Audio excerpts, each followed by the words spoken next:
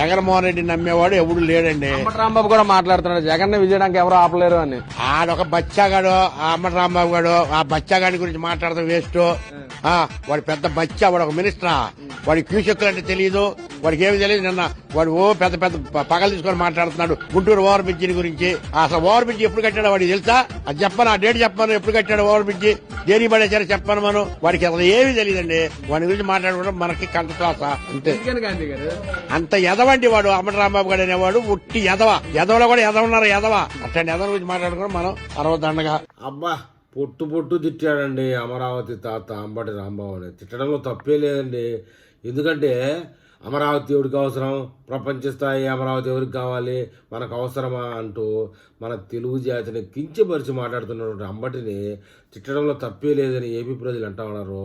మొత్తానికి ఏదైనా అసలు పోలవరం మంత్రిగా ఇస్తే నీటిపారుదల శాఖ మంత్రిగా నాకు పోలవరం తెలియదు, అసలు టీఎంసీ అంటే ఎన్ని తెలియదు, అది తెలియదు, ఇది తెలియదు, తెలియనోడు తెలియనట్టు ఉండకుండా ప్రతి దాంట్లో దూరి వైసీపీ పార్టీని నాశనం చేసేదానికి మెయిన్ కంకణ కట్టుకున్నాడండి. ఈ మధ్య సొంతంగా యూట్యూబ్ ఛానల్ పెట్టుకొని ఇంకా దిగజారుస్తూ ఉన్నాడు. ఆయన విషయంలో మన అమరావతి తాత మాట్లాడిన దాంట్లో ఏమాత్రం తప్పు లేదు. కానీ మొత్తానికి ఇలా ఎన్ని తిట్టినా బుద్ధి అయితే రాదు. సంజన సుకన్య తిట్టినా రాదు, ఏపీ ప్రజలు ఎవరు తిట్టినా రాదు. జగన్మోహన్ రెడ్డి అయితే అసలు తిట్టడు, అంబటిని ఇంకా వెనకేసుకొస్తాడు. ఆయన సోదం చేసిన వాళ్ళందరూ వెనకబడిపోవాలి, పనికిమాల వాళ్ళు అయిపోవాలి.